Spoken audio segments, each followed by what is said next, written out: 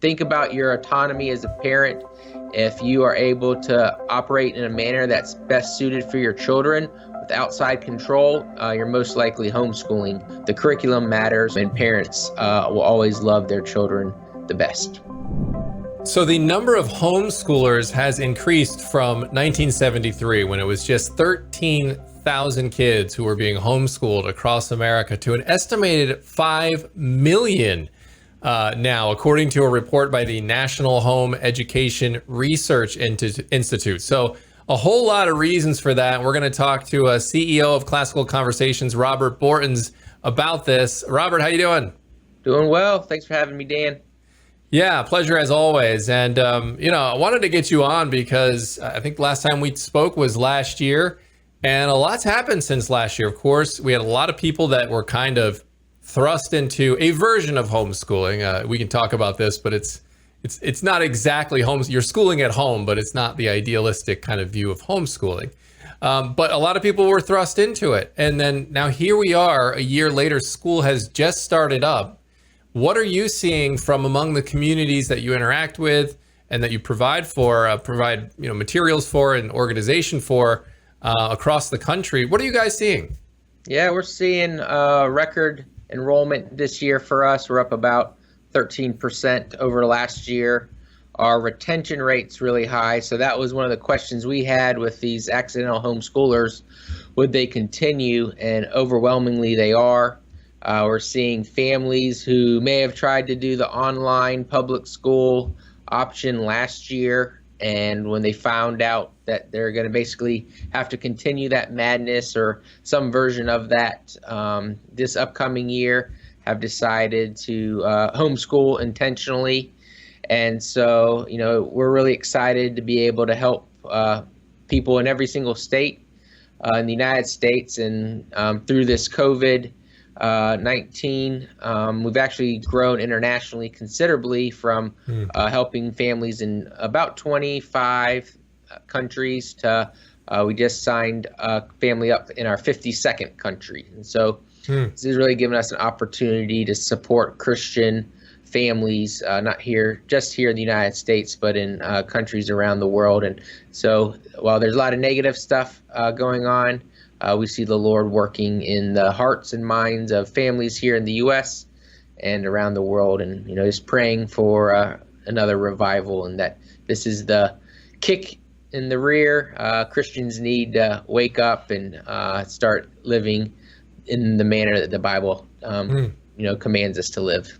Yeah, sometimes we need a jolt, right? And certainly a global pandemic can serve as that kind of a jolt, and it has. And I think what we're seeing too, Robert, it's not just COVID-19. And yes, there are problems, as you alluded to there, with just learning in front of a screen. I think that was a big time problem for a lot of parents, just seeing their kid try to stare at a screen all day. We tell them not to watch TV all day, but then we were like, hey, you need to sit in front of your screen all day here for school, and that's going to be good for you. So I think a lot of parents understood that wasn't good. But I think there's some other things that have been simmering underneath the surface here about that maybe people were just finally pushed over the edge. But the COVID stuff is not the only reason. What are some of the other things you're hearing from parents as to what, maybe the COVID was the final straw, but what were some of the other problems that they had?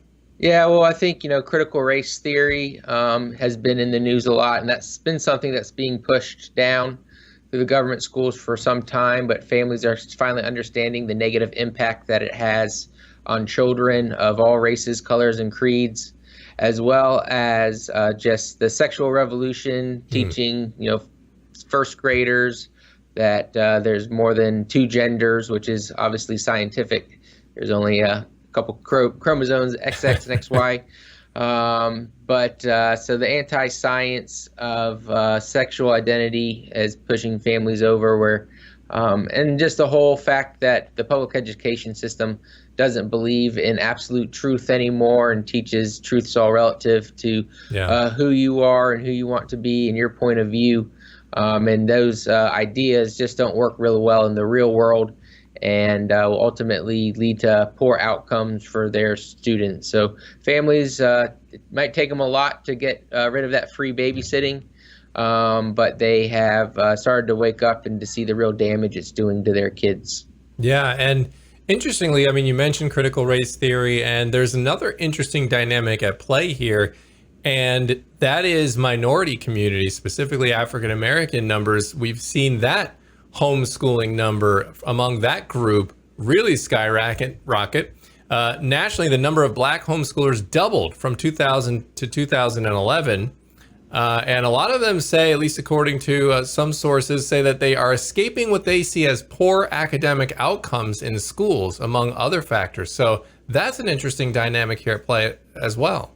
Yeah, that's been growing, as well as pre-pandemic.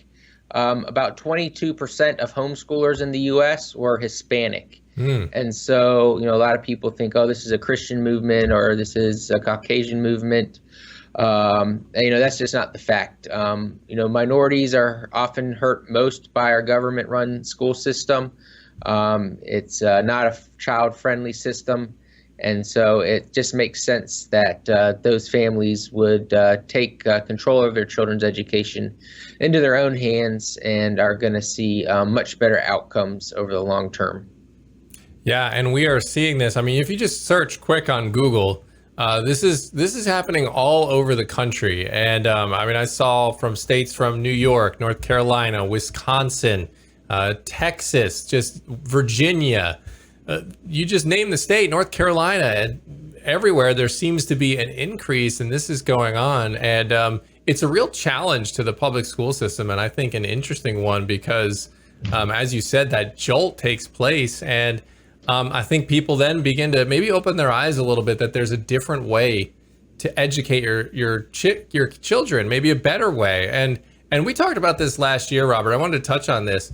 I remember you said homeschooling, that's not the way that they're calling it homeschooling last year when you kind of just when parents got thrust into it and they were just kind of trying to relay the homework, let them sit in front of a screen. That's not really homeschooling. What did you mean by that? Yeah, so for us, and just from like a government definition, homeschooling is when the parents pay for it out of their own pocket and are in control of the curriculum and make those curriculum choices. There's public schooling at home, which the parents are still doing a lot of the work, in which why you get the confusion.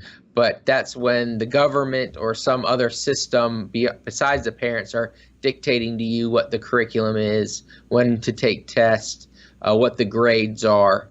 And so really just think about your autonomy as a parent. If you are able to operate in a manner that's best suited for your children with outside control, you're most likely homeschooling.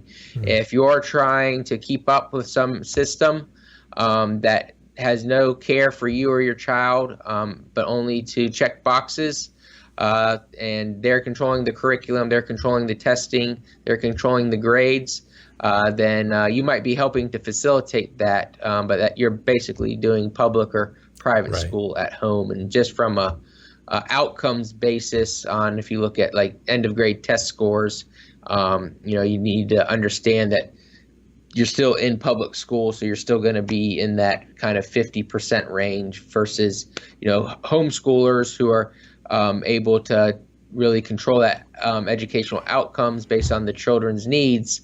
Those are the ones that are scoring 70, 80% tiles and significantly above grade level. So the curriculum matters. Who chooses the curriculum matters. And parents will always love their children the best. Do you see, as homeschooling continues to surge, and now, of course, it's still, I think, at about maybe 8% or something of overall children, if you have that number at around 5 million, it's still kind of a relatively small number of the overall education that kids are getting in America. But as that number continues to grow, a couple questions for you here. Do you guys already see pushback from maybe public school unions, teachers unions, and things of that nature? Do you see a little bit more attention given to it? What are you seeing on that front? Because I know we've already seen a couple of articles in like mainstream outlets where, now I'm forgetting which one it was. It might have been the Washington Post, where they had that kind of the picture of the house on there, and they were kind of mocking homeschooling and kind of talking about all the problems with it. I'm wondering if you have seen maybe increased sort of attention on that front, or do you foresee maybe more attacks on homeschooling coming in the future as it continues to grow in popularity? Yeah, I mean, there's always going to be attacks from the teachers' unions and those who rely on those public school dollars from the government. The issue that they're running into is homeschoolers show up and they show out. And now that there's about twice as many of us, it's going to be much more difficult.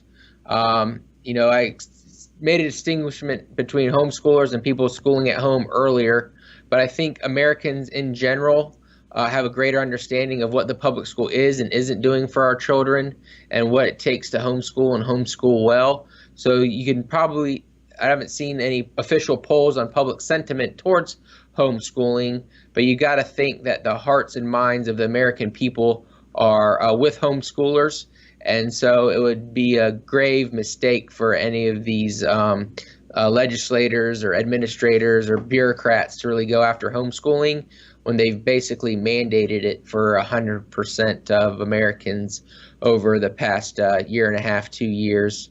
We have seen things around truancy, and that's why it's important for you, if you are homeschooling, to be connected with other homeschoolers, with the local state organizations, so that when government overreach does come, that we're able to educate and inform the bureaucrats and the politicians and the public in a way that keeps our rights safe. All right, Robert Bortins, CEO of Classical Conversations. We appreciate you spending a few minutes with us here on CBN's Faith Wire. Thank you so much for having me. And everyone have a good school year, and it's never too late to start homeschooling. So if in the middle of the year you don't like what's going on in your school system or where you're sending your kids, it's perfectly legal to pull them out and start homeschooling them. So don't think you're stuck.